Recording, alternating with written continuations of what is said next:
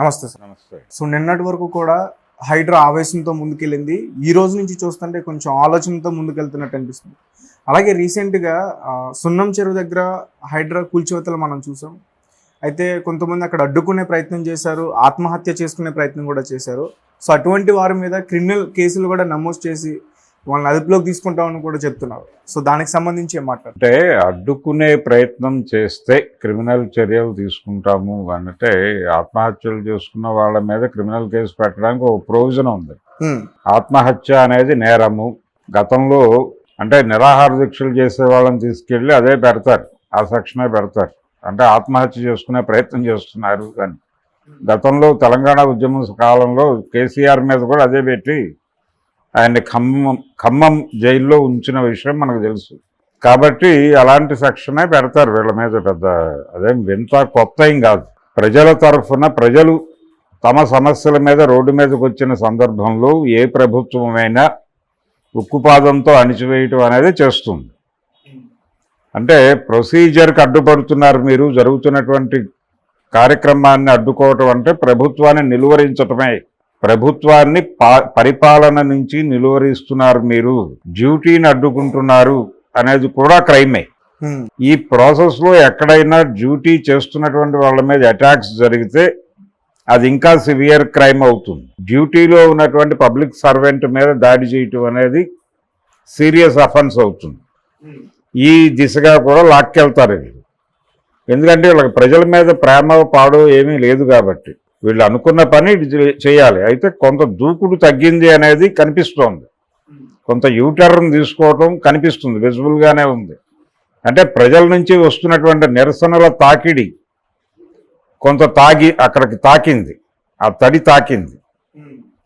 తాకిన తర్వాత కొంత యూటర్న్ చేసుకుని ఇప్పుడు ఆయన ఏం మాట్లాడుతున్నాడు, కొత్త డైలాగు, ఆక్యుపెన్సీలో ఉన్న వాటిని ఒక పద్ధతిలో ట్రీట్ చేస్తాం. ఆక్యుపెన్సీ అంటే ఎవరైనా నివాసం ఉండుంటే దానిలో అక్రమ నిర్మాణం అని ప్రూవ్ అయిపోయిన తర్వాత కూడా దానిలో నివాసం ఉంటే కనుక వాళ్ళతో ఒక పద్ధతిలో విషయాన్ని డీల్ చేస్తాం. ఎవరూ నివాసం లేనటువంటి కొత్త నిర్మాణాలని కూల్చేస్తాం అంటున్నాడు ఆయన. ఓకే, బాగానే ఉంది, మీరు కూల్చేసుకోండి, ఏదైనా చేసుకోండి, కానీ ప్రజలతో ముడిపడి ఉన్నటువంటి విషయంగా ఎందుకు చూడరు? మీరు కూల్చేయండి, తప్పేమీ లేదు. కూల్చివేతలకు ఎవరు వ్యతిరేకం కాదు, కానీ ఏ ప్రదేశాన్ని అయితే మీరు కూల్చివేయబోతున్నారో అక్కడ ఆల్రెడీ ఏ కారణం చేత నిర్మాణాలు జరుపుకున్నా ఆక్రమించుకునే నిర్మాణాలు జరుపుకుంటారు జనాలు. ఆక్రమించుకోవటం అనేది నీ భాషలో ఆక్రమించుకోవటం. వాళ్ళు ఈ దేశ పౌరులు కాబట్టి ఎక్కడో చోట బతికే హక్కు ఉందని చెప్పి అక్కడ పాకేసుకుని ఉంటారు. అది వాళ్ళని రిహాబిలిటేట్ చేయాల్సినటువంటి బాధ్యత ప్రభుత్వాలది. అవును, ప్రజలు యాచకులు కాదు కాబట్టి వాళ్ళని గౌరవించాల్సిన అవసరం ఉంది.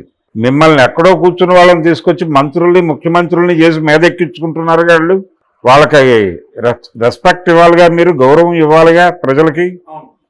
అందుకని మీరు చేయవలసిన పనేంటి, మీకు ఒక యంత్రాంగం ఉంది, ఆ యంత్రాంగాన్ని ఉపయోగించి వాళ్ళని కూర్చోబెట్టి విషయాన్ని వివరించి, అయ్యా మీరు ఆక్రమించుకున్నారు, బలానా చెరువునే ఆక్రమించుకున్నారు, దీనివలన సంభవించేటువంటి ప్రమాదాలని నివారించడం కోసం మీ ప్రభుత్వం ఈ నిర్ణయం తీసుకుంది, మీరు ఆందోళన పడద్దు, ఇది మీ ప్రభుత్వమే, మిమ్మల్ని సురక్షిత ప్రాంతాలకు తరలిస్తాము, తరలించిన తర్వాత ఇది కూల్చివేయడం జరుగుతుంది అని ఒక టైం బౌండ్ పెట్టుకోవచ్చు.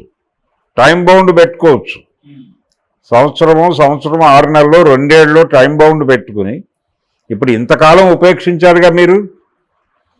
50 ఏళ్ళ నుంచి ఉంటున్నాం మేము అక్కడ అన్నారు వాళ్ళు. 50 ఏళ్ళు 40 ఏళ్ళు అంటున్నారు. 50 ఏళ్ళు 40 ఏళ్ళ నుంచి ఉంటున్నాం మేమని చెప్తున్నారు ప్రతి చోట ఇల్లు కొట్టించుకున్న వాళ్ళు. సో 40 ఏళ్ళ నుంచి మీరు ఉపేక్షించారుగా, 2 ఏళ్ళు టైం ఇవ్వండి వాళ్ళకి. మీరు టైం తీసుకోండి రిహాబిలిటేట్ చేయటానికి మీరు టైం తీసుకుని రిహాబిలిటేట్ చేసిన తర్వాత పగలగొట్టండి. అది గౌరవప్రదంగా ఉంటుంది కదా, ప్రజలకు మీరు గౌరవం ఇచ్చినట్టు ఉంటుంది. అలా కాకుండా ఏకోన్ముఖంగా మేము పగలగొట్టేస్తాం, మాకు అసలు నోటీసులు ఇవ్వాల్సిన అవసరం కూడా లేదు, ఎవరి ఇల్లైనా పగలగొడతాం, కొట్టిన తర్వాత మాట్లాడతాం అంటే, అందుకని పోలీసులను వాడతామంటే మేము ఎన్కౌంటర్ చేసేస్తామంటే అలాగా. ఇప్పుడు రకరకాల పద్ధతుల్లో చట్టాన్ని చేతుల్లోకి తీసుకోవటం అనేది పోలీసుల దగ్గర చూస్తాం మనం.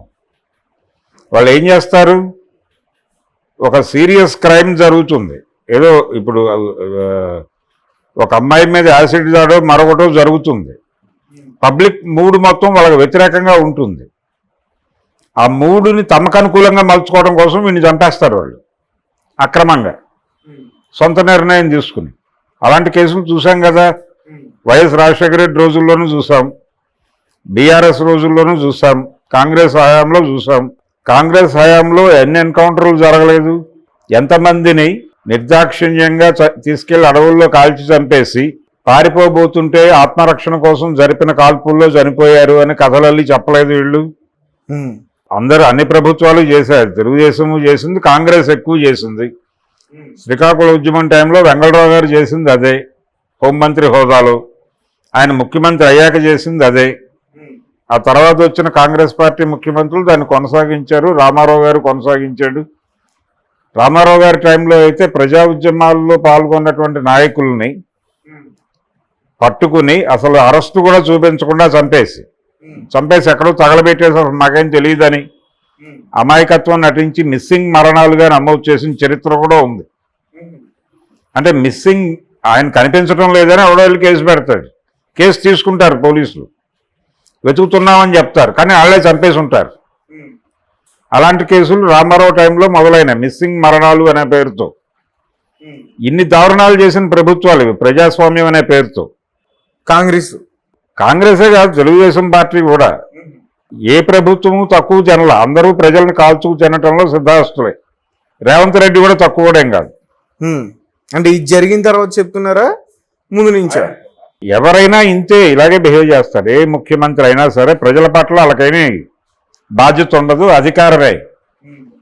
ఇప్పుడు ఈ భూములు ఖాళీ చేయించేసి ఇప్పుడు హైడ్రా ప్రోగ్రామ్ ఏమిటి, కేవలం చెరువులు ఆక్రమణలు తొలగించడం మాత్రమే కాదు, ప్రభుత్వ ఆస్తులు ఎక్కడ కబ్జాకి గురైనా వాళ్ళు వెళ్ళి ఆ ఆస్తుల పరిరక్షణ కోసం వాళ్ళు అక్కడ ఎవరైనా గుడిసెలు వేసుకున్నా లేకపోతే నిర్మాణాలు జరుపుకున్నా వాటిని తొలగించడం మా ప్రోగ్రామ్ అని చెప్తున్నారండి. ప్రభుత్వ ఆస్తుల పరిరక్షణ, అది కేవలం చెరువులు మాత్రమే కాదు. ఇప్పుడు ప్రభుత్వం తాలూకా పోరంబోకు భూమి ఉంటుంది, ఆ భూముల్లోకి వెళ్ళిపోయి ప్రజలు గుడిసెలు వేసుకుని ఉంటూ ఉంటారు. వాళ్ళని కూడా తరివేస్తారు, అక్కడి నుంచి తరిమేసి, అంటే అటాక్ చేస్తారు వీళ్ళు ఆక్రమణ అని చెప్పి. వాళ్ళు ఎదురు తిరిగితే ప్రభుత్వ కార్యక్రమాన్ని, విధి నిర్వహణాన్ని అడ్డుకుంటున్నారు మీరు అని కేసులు పెడతారు. లేదు అంటే మీరు ఎవరైనా ఆత్మహత్య చేసుకోవాలని ప్రయత్నం చేస్తున్నారని కేసులు పెడతారు. వీళ్ళు చెప్తున్న క్రిమినల్ కేసులు పెడతాం అనే హెచ్చరిక అదే. ఈ హెచ్చరికలు చేసి వాళ్ళని కంట్రోల్లోకి తీసుకుని అరెస్టులు చేసి ఆ భూమి ఖాళీ చేయించి తీసుకెళ్ళి ఎవరికి ఇస్తారు?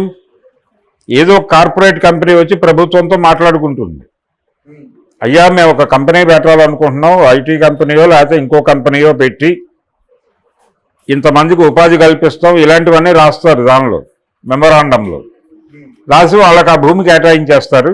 ఆ కేటాయించినందుకు గాను వీళ్ళ తాలూకా కంపెనీల్లో ఎక్కడో వాటాలు కొనుక్కుంటారు వాళ్ళు. అలా గోప్యంగా ఈ భూమిని, అంటే ప్రజల్ని, బడుగు బలహీన వర్గాలని తరివేసి ఈ భూముల్ని కార్పొరేట్లకు కట్టబెట్టడం అనేది చేస్తున్నాయి ఏ ప్రభుత్వం అయినా. అదే చేస్తాడు రేవంత్ రెడ్డి కూడా నిర్మోహమాటంగా. ప్రభుత్వ ఆస్తుల్ని కాపాడి వాటిని తీసుకెళ్లి కార్పొరేట్ల చేతుల్లో పెట్టి జనాల్ని సాగుకొట్టడం, ఇది వాళ్ళు చేస్తున్న యాక్టివిటీ.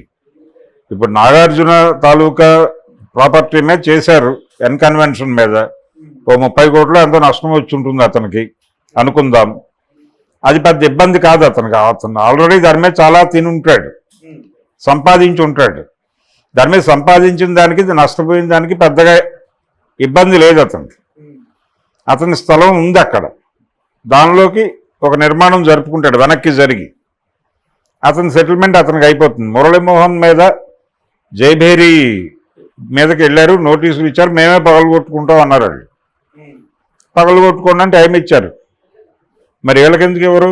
మీకు నిర్మాణం ఉందిగా, అంటే ప్రభుత్వ యంత్రాంగం ఉంది. బాబులకు ఒక లెక్క, సామాన్యులకు ఒక లెక్క అనొచ్చా? అదే చేస్తున్నారు, అదే చేస్తారు వీళ్ళు. పేదల కడుపు కొట్టి కార్పొరేట్లకి కట్టబెట్టడం అనే కార్యక్రమమే జరుగుతోంది. అది భారతీయ జనతా పార్టీ కేంద్ర స్థాయిలో అదే చేస్తోంది, ప్రాంతీయ స్థాయిలో కాంగ్రెస్ పార్టీ కూడా అదే చేస్తోంది. పార్లమెంట్లో కూర్చుని రాహుల్ గాంధీ గారు సెంట్రల్ గవర్నమెంట్ మీద క్రిటిసిజం పెడతాడు. ఇక్కడ రేవంత్ రెడ్డి గారు చేస్తున్న దాని మీద ఆయన మాట్లాడు. అది పరిస్థితి. రేపు పొద్దున ఏదో కార్పొరేట్ కంపెనీకి ఇప్పుడు చంద్రబాబు నాయుడు ఉన్నాడు, ఆయన ముఖ్యమంత్రిగా ఉమ్మడి రాష్ట్రానికి ముఖ్యమంత్రిగా ఉండగా వారు చేసింది ఏమిటి? ఎన్ని సంస్థల్ని మూతవేయించాడు ఆయన? ఎన్ని ప్రభుత్వ రంగ సంస్థల్ని మూతవేయించి వాటి ఆస్తుల్ని ప్రైవేటు కార్పొరేట్లకు కట్టబెట్టాడో ఒక్కసారి చిట్టా తీస్తే అర్థమవుతుంది. అదే పని ఎవరైనా చేస్తాడు. రేవంత్ రెడ్డి గారు కూడా ఆ ప్రోగ్రాంలోనే ప్రభుత్వ ఆస్తుల పరిరక్షణ, ప్రజల ఆస్తుల్ని కాపాడుతున్నాం అని చెప్తున్నాడు ఆయన. ఎవరు? రంగనాథ్ గారు. ప్రజల ఆస్తుల్ని కాపాడుతున్నాం, ప్రజల యొక్క రక్షణ, ప్రజలకి రక్షణ అవసరం లేదు, ప్రభుత్వ పరిరక్షణ మాత్రమే కావాలా? కార్పొరేట్ల ప్రభుత్వం ఇది. కార్పొరేట్ల కోసం ఏం చేయడానికైనా సిద్ధమే. అది కాంగ్రెస్ ప్రభుత్వం అయినా, అసలు లిబరలైజ్డ్ మార్కెట్ ఎకానమీని దేశంలోకి పట్టుకొచ్చిందే కాంగ్రెస్ పార్టీ. కాంగ్రెస్ పార్టీ పట్టుకొచ్చినటువంటి మార్కెట్ ఎకానమీని అద్భుతంగా వాడుకున్నటువంటి పార్టీలు తెలుగుదేశం, భారతీయ జనతా పార్టీ. మనకి పరిచయం ఉన్నటువంటి పార్టీలు అన్నీ అందరూ వాడారు. 90 దశకానికి ముందు ముఖ్యమంత్రులైన వాళ్ళు, 90 దశకం తర్వాత ప్రభుత్వాలు నిర్వహించిన వాళ్ళు, ముఖ్యమంత్రులు కావచ్చు, ప్రధానమంత్రులు కావచ్చు, వాళ్ళ సంపదలను ఒక్కసారి అంచనా కడితే అర్థమైపోతుంది. 90 దశకం తర్వాత అధికారం నిర్వహించిన వాళ్ళు ఏ లెవెల్లో ఉన్నారు, 90లకి ముందు అధికారం చలాయించిన వాళ్ళ పరిస్థితి ఏంటి? చెన్నారెడ్డి గారి పరిస్థితి ఏంటి? చెన్నారెడ్డి గారికి ఉన్న ఆస్తులతో ఇప్పుడు చంద్రబాబు గారికి ఉన్నటువంటి ఆస్తుల్ని బేరీజ్ వేస్తే ఏమిటి పరిస్థితి? ఆయన 2 సార్లు ముఖ్యమంత్రి చేశాడు కదా. అంజయ్ గారు వాళ్ళ ఆస్తులతోనూ వీళ్ళ ఆస్తులతోనూ బేరీజ్ వేస్తే అసలు ఏమైనా పోలిక ఉంటుందా? కాబట్టి మార్కెట్ ఎకానమీలో ప్రజలు క్రైటీరియా కాదు, ప్రజల్ని కొనేస్తున్నారండి. ప్రజలు సరుకుగా మారిపోయారు. ప్రజలని సరుకుగా మార్చి సంక్షేమ పథకాల పేరుతో ప్రజల ఓట్లని ప్రజల డబ్బుతోనే కొనేసి ఓట్లు వేయించుకుంటున్నటువంటి సందర్భం చూసాం మనం. జగన్మోహన్ రెడ్డి గారి కాన్ఫిడెన్స్ అదే కదా, నేను డబ్బులు వేస్తున్నాను, మేట నొక్కారు, మీరు ఓట్లు వేయలేదు, నేను మేట నొక్కాను, మీరు నాకు మేట నొక్కలేదు అంటున్నాడు ఆయన. అని గొడవ పడ్డాడు కదా జనంతో, చూసాం మనం. అదే చేస్తున్నారు ఎవరైనా. అంటే ప్రజల డబ్బుతో ప్రజల ఓట్లు కొనుక్కోవటం అనేది వీళ్ళ ప్రోగ్రాం. తద్వారా అధికారం చలాయిస్తూ ఈ అధికారాన్ని అడ్డు పెట్టుకుని ప్రభుత్వ సంస్థల్ని కార్పొరేట్లకు కట్టబెట్టడమే మార్కెట్ ఎకానమీ లక్ష్యం. కాదు సార్, ఇప్పుడు కూల్చేస్తున్న ఏదైతే ఇల్లులు ఉన్నాయో, నిర్మాణాలు అవన్నీ కూడా ఉన్నాయో, వాటన్నిటి కూడా కొంతమందికి రిజిస్ట్రేషన్ అవిన డాక్యుమెంట్స్ ఉన్నాయి. రిజిస్ట్రేషన్ అంటే ఇప్పుడు అధికారులే చేస్తారు, ప్రభుత్వ అధికారులే చేస్తారు, రెవెన్యూ డిపార్ట్మెంట్కి సంబంధించిన వాళ్ళు. అలాగే పవర్ సంబంధించి కానీ, వాటర్ సంబంధించి కానీ, ఇంటికి సంబంధించిన ట్యాక్స్ కట్టడం కానీ. బ్యాంకు లోన్స్ ఉన్నాయా అక్కడ? బ్యాంకు లోన్స్ వచ్చినవి కూడా కూలగొట్టారుగా వీళ్ళు. అవును, బ్యాంక్ లోన్స్ వచ్చినవి కూడా ఉన్నాయి. బ్యాంకు లోన్ ఎందుకు ఇస్తారు? బ్యాంకు లోన్లు ఊరికనే ఎవరుగా, నేను అపార్ట్మెంట్ కొనుక్కుంటున్నాను డబ్బులు ఇవ్వమంటే ఎవరుగా? అదే వెరిఫికేషన్ అయిన తర్వాత ఇస్తారు కదా. వెళ్ళి కాగితాలు సమర్పించాలా, సమర్పించిన దానికి అక్కడ ఒక వాల్యుయేషన్ ఆఫీసర్ అని ఉంటాడు. వారు మొత్తం క్షుణ్ణంగా పరిశీలించిన తర్వాత దానికి ఒక ధర నిర్ణయించి ఈ మేరకు లోన్ ఇవ్వచ్చు అని ఇచ్చిన తర్వాత కదా వాళ్ళు లోన్ ఇచ్చేది. సో ఈ ప్రాసెస్ అంతా జరుగుతుందని కదా చాలా మంది